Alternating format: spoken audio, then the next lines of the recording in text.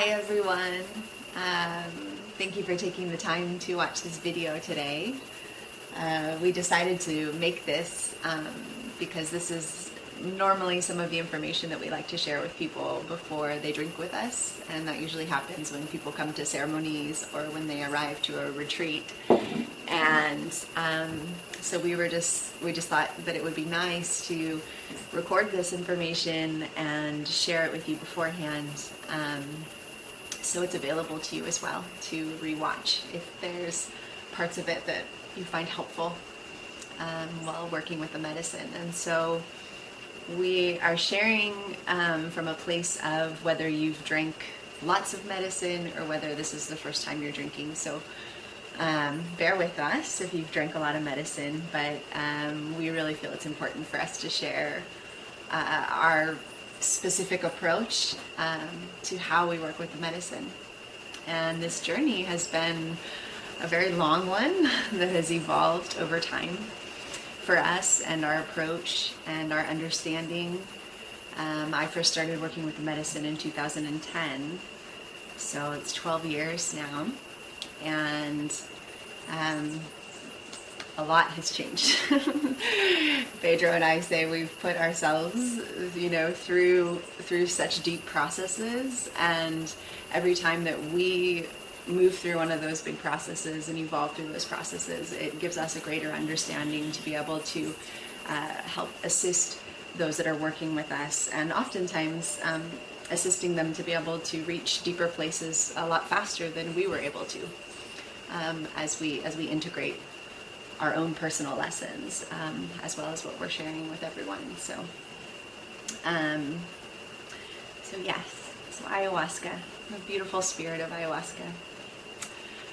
I feel like when God created Earth and gave us all this opportunity to come down and do this earth walk in these human bodies with all these lessons to learn and all these things to grow through, that these plant medicines that are provided for us from our beautiful Mother Earth are like these little codes or keys that were left for us to have help, just like we all have teachers who have guided us or spirits that we work with. The plant medicines have been such a gift to our life and to so many people's lives. And for me, really, ayahuasca is like she opens the door for us to experience what's there, experience where we're at energetically, make it more accessible for us to feel our divine selves and our highest vibration and our higher selves and that connection to spirit. And for a lot of people, that's going to be a journey home to that remembrance. All of the things that happen in our lives, all of the traumas that we go through and experiences and challenges and victories, all of this becomes these memories, these imprints, and they have an effect of the way that we perceive ourselves, the way we perceive others, the way we perceive the world, and almost becomes like these programs, and so some of them can be a little bit unhealthy and need to be untangled. And so through this work, it's a journey of really digging into what is present for us. Sometimes we're much more affected by things that have happened in our life than we're aware of. Some people are really disconnected from their actual emotional bodies. And so as we go through this, whether we want to call it shadow work or just self-discovery work, over the years it's grown into this deeper way of being very compassionate for ourselves and compassionate for whatever is present, and eventually reaching where we can hold that same level of compassion even for those who have really hurt us. We all have our own stories and our own things that we came in to experience and to heal, and some of us have been through very, very hard things, very, very hard things, and some of us have been very, very hurt by other human beings, and so it's meeting ourselves exactly where we're at in that moment. You know, I always tell people we can still hold a very deep space for our anger from a loving space. So it's not to deny any part of ourselves. I was just in my last dieta, I was having this experience of like watching where the limitations can still lie around real unconditional love, you know. And we use these words, you know. Pedro and I have laughed that we said over the years we've become much more using words of love and light, you know, and this really is the most powerful things there is. But without the real journey into the experience of the depths of these, of what that means, of what real unconditional love means, we have to go through the journey to get there. And, you know, I feel like a lot of people, it's kind of like we're willing to hold a certain amount of space for these things that we don't enjoy about ourselves, or the emotions we don't enjoy about ourselves, or the events that we hold shame around, or anything like this. Kind of, you know, if we are even willing to look at it, because a lot of people just kind of don't want to, and they want to push it away. And we're in the medicine work, we're encouraging you to open your arms and open your heart to whatever it is that's there, and to not turn your head from it, you know, to really hold the space for it, even if it's difficult. And we know it's difficult. We know it's not, it takes so much courage inside of us. But, you know, to really hold some of these things from a place, not just of, okay, I hold you in compassion, I hold you in love, just enough to make you disappear so it stops bothering me, or so that I'm, you know, can transform into this person that I'd like to be. But not from this place of just absolute deep respect and honor for whatever it is, and knowing that healing doesn't happen on a timeline, it's a journey. For several years, I felt like I was going through these huge initiations that were always coming back to being more loving. And I would laugh because I thought, well, am I not getting something? But it was just the deeper levels of being able to respect every part of my experience and every emotion that I have. And also just knowing that these things don't actually, you know, it's like these, once we can hold that space for them, we actually can see that we're always in our highest light. We actually always are. We have all these things that happen that make us feel like we're not, but it's actually always accessible for us. And so that's what this deep remembering, this deep coming back into that truth of who we are, forgiving ourselves, forgiving others. And it's a beautiful journey, and it's a definite journey, and it has its ups and downs. Working with ayahuasca is never a straight line. There's always ups and downs. And there will be things that we don't understand, or that feel like they're never going to shift, you know. And this is, we always say that moment right where you think it's never going to get better is usually like right at the peak of when you're about to break through and have a new understanding and a new perception of whatever it is that you're experiencing. So, yeah, it definitely calls forth your deepest faith and your deepest trust, moments of surrender, moments of strength, moments of courage. So yeah, that's how I'd like to open. Yeah. Would you like to? Beautiful, and thank you for that.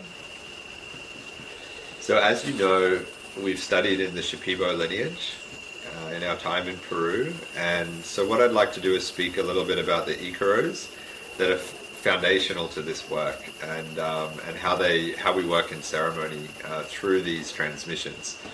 So one thing that always struck me as so powerful, and what really I think just impressed me and healed me and kind of opened me up in so many beautiful ways, are these icaros and these transmissions, these living energetic transmissions that you receive from the healer within these lineages. And so for us, we've had the great honor and blessing to receive countless transmissions. We've worked with a lot of amazing healers and have received a part of their light from each of these lineages, these different families, these great teachers, that has brought up so much healing and cleansing within our own fields, and has left its positive mark within us. And so through our own journeys, the transmissions that we've received from the plants ourselves, through our traditional plant dietas, is a big part of our training, and from our higher selves, these songs that come through for our greatest expression and embodiment of our highest light. We now carry in what we call it's been referred to as the Pedro and Carolina lineage, because it is unique. It has its foundation, but it also has been informed and grown within a lot of other modalities that are very complementary, very rooted in love, very rooted and very, very harmonious across a lot of other modalities, you know.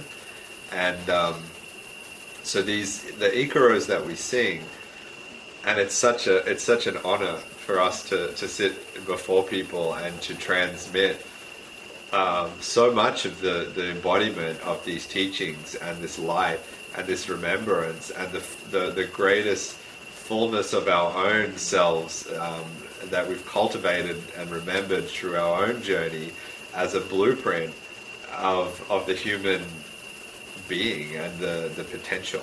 And so much of that comes back to whether you would refer to it as Christ consciousness, or the light of our own true self, and as the universe sees us, as in our divine higher self. So really the icaros, I see it, it's like a conversation from one divine spirit to the next. And so what that can do is really welcome that light back into the body, into the physical body, the nervous system, into the thought body, the energetic body, to harmonize it and anchor it across these bodies. And within that, meeting any part of us along the way that is out of harmony with our true divine nature. And so, which can be a lot, you know. For me, it's been a huge journey, as it is for most of us. I'm sure that we may come into this life as this, you know, bright being, you know, these babies of just wonder and openness and connection to source. But as we grow up, we get impacted by so many things, whether it's from our families, from our cultures, from our societies, our peers, our circumstances, all of these various traumas, whether it's physical traumas or emotional traumas, mental traumas. Many of us have sustained such a number of these things at ages where we didn't have the right tools to actually properly process them and kind of allow them to pass through our nervous system. So a lot of them get stuck within that. And ayahuasca is often referred to as shadow work because it's coming back into these shadows. But you could also look at it as the unconscious or the subconscious, of where we store all of these things in the subconscious, in the cellular memory, where some part of our body and our nervous system remembers very clearly the trauma, whatever it may have been. But yet, in order for us to soldier on and keep on keeping on, as we all have to do, we end up bottling these things up. And so on one level, that's a great service that our bodies and egos can do, so that we're not just constantly exposed to this trauma, but ultimately to be in our highest joy and our greatest alignment. We can't continue to store these things in the unconscious and in the nervous system. So much of this is really and oftentimes we'll feel these things come up, bubbling up from the unconscious in ways that we don't know where they come from, but it could just be experienced as a sudden irrational fear or triggering of something that comes up within us. And so, which we may not even know what it is. And some people have have sustained various traumas in childhood or even like a little older that are so impactful that they even have suppressed basically all memories from that point and backward.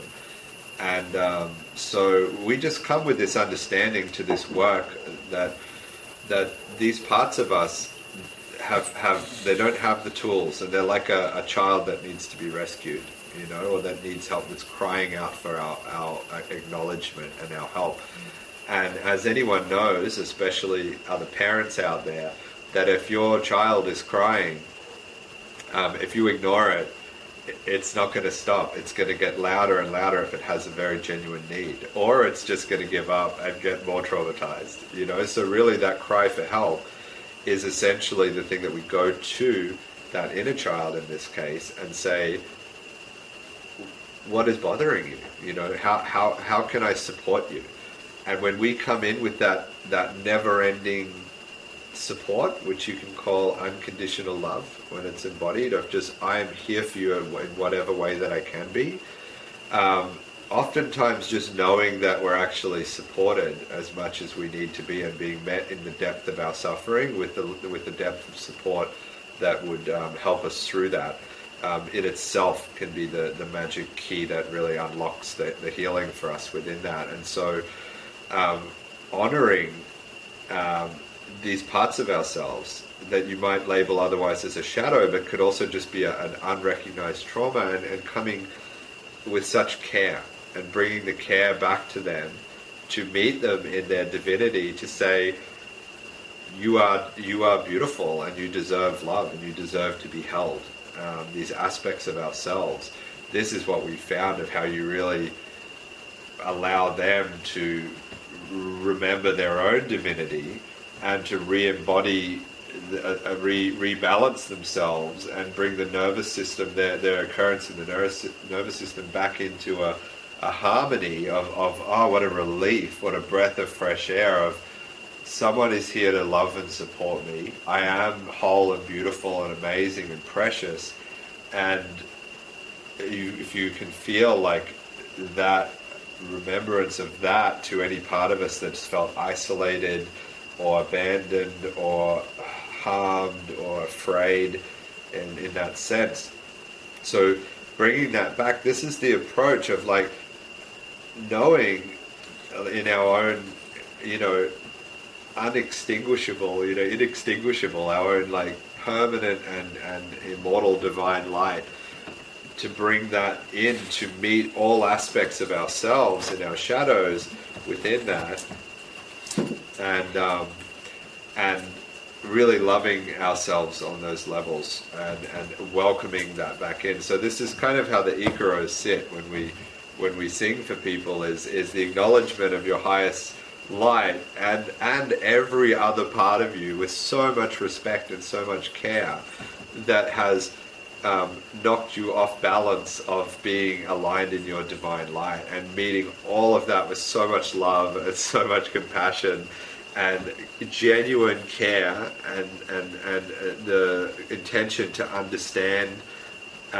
what that suffering is, and to help to bring whatever to meet whatever needs are within that, which is always comes back to more love, and being seen and acknowledged. So this is essentially how these transmissions work, of transmitting all of these things that are working on all of these levels simultaneously. And it can be, we found over time, it can be really peaceful and really gentle and joyful quite often, to just remember your own divine light, and a relief, so this is the main kind of approach that we take these days in our work. However that's we at least wish you grace.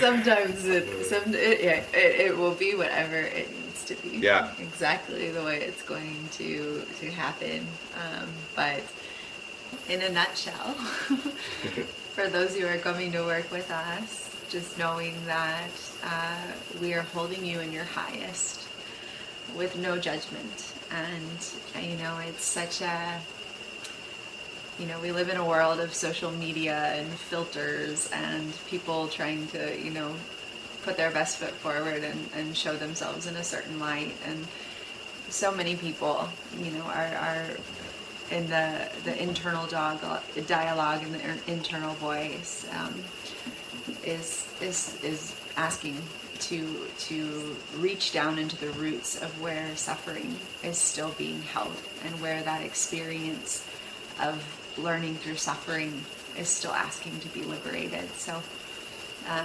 it's important to us that people feel safe and that you feel vulnerable to just be honest.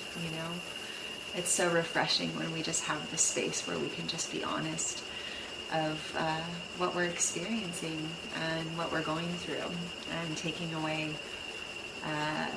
any of that harshness, any of the harshness that we hold for ourselves or that we experience in the world right now. And something else that for us has always been such a powerful part, specifically about ayahuasca. We honor the plant medicines and their kingdom as a whole, but with ayahuasca, one of the things I immediately could see was where I would go through this big process, and then when it was like, okay, enough, it's done, I get it, it really felt like I got it, I would usually sit up and purge my face off, and I was like, wow, I could literally watch where it was like, okay, I've integrated it into my mind, into my emotions, into my spiritual body, and now my physical body is releasing. And this is also something that I think is really important in the plant medicine work, is that, and I can say for some years I felt like I had gotten far out of my body. I was on this spiritual path and this, traveling through all these different lifetimes and dimensions, and the ability to bring it back down into our bodies, into these bodies on this earth right now that are carrying all of the memory, all of our soul's journey. And so the physical cleaning that happens with the medicine oftentimes is very powerful, and also with the encouragement that we remember inside a ceremony, outside of ceremony, to place our hands on our hearts and our bellies and thank our bodies, and respect the journeys they've been on and how much they've held, how much they've been through, and that powerful statement of saying thank you in general. As you progress, you'll get to a point where you can actually thank really, really difficult things that have happened to you, and you can still say thank you because you can see that it's been part of your journey, and it's part of your, what has helped you ultimately to evolve. And some of it just feels like really, does it have to be this hard, but it's like it's a bit of a puzzle that we're all on, of trying to find the pieces, trying to find the right approach. And that's just the journey. And when we can start to celebrate the journey, and really, even when it's at a really difficult spot where we feel like we're not getting anywhere, or we don't know what to do, or it just feels really bad, being able to sit through that and trust that the guidance is always there for us. So purging can happen on lots of different levels. It can happen through yawning, sneezing, shaking. It can come out of our bellies, or it can come out of the other end. But I always say that even if you don't think you're purging, you're always, once we've drank medicine, we're always purging on some level. It's like sometimes it's just this slow untying of the knots, but ultimately we're always clearing on some level, and so it's a beautiful part of this medicine that it touches on all these levels inside of us. And so one of the other things that I would also like to share is that, on the same understanding of this being a journey, a lot of times when people first start drinking medicine, there can be a tendency to want to compare your experience to someone else's, and or feel like you've done something wrong, that you're doing it wrong. And oftentimes, even just that feeling of I'm not connecting, I'm doing something wrong, is actually the medicine and the doorway into a part of yourself that is likely connected to worthiness, feeling worthy and deserving of your journey and your healing experience. And so we always encourage everyone to just trust right where they're at. Some people will drink medicine 5 or 6 times before they ever even really feel the medicine. Some people drink medicine and the first half a cup sends them, on a huge journey. So everybody's different. It's not usually based on size or body weight. I've watched big grown men drink less than tiny women and have a stronger experience. So it's a good opportunity for us to let go of how we think it should look. And setting intentions for this work is very important. It's something for me. My intentions were always something for me when I felt like I didn't know where I was headed or what to do with where I was at. Coming back to those intentions could be like an anchor point to remind me of what brought me to do this work. But it's also important for us to let go a little bit of those intentions. Usually it can be really helpful the day of ceremony to journal, to write about things that are coming up. But usually for me, when I go out to sit with my cup of medicine before I drink it, my prayer is, show me what I need for my healing. Allow me to be open to receive this medicine so that I can work on whatever is the next layer of my process, so that we give some space to the great wisdom that is coming through spirit, through the plant medicines, to not think that we know what we exactly need to work on and the way it should look, because everything is in layers. So sometimes there's something else on top of the layer that maybe you think you're ready to work on. So there's a surrender and a letting go that is also very helpful in this work.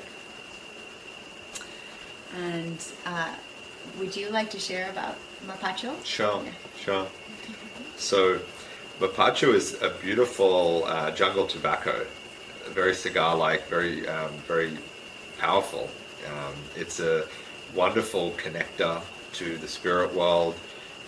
It carries prayers in such a beautiful way, so we're always working with it in our offerings. It's very grounding and very centering. So we'll often smoke it in our pipes when we're really looking for guidance, for introspection and for meditation.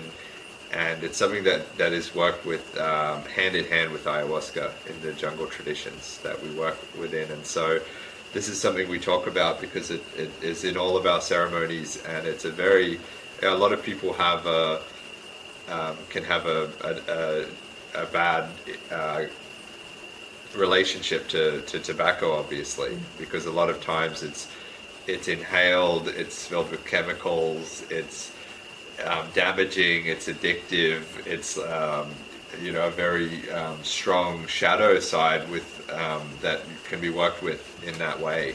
So it's very beautiful and empowering and healing within that of working with the tobacco spirit in its right relationship with reverence and with respect.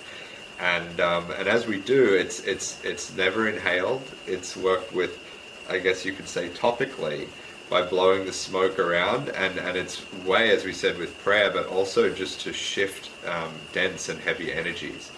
And so this is why it's worked with so much, is for its ability to really just shift very big funks off of people when things are coming up, to be released and healed and reviewed and loved. It can really help to transmute these heavy energies, and it's a very powerful tool that we work with to blow into the crown of people's heads when we supply them after we sing, or at the beginning of the ceremony, into your hands and generally around your body. And so that, as well as the flower waters as well, the pusangas, which is another beautiful tool in our...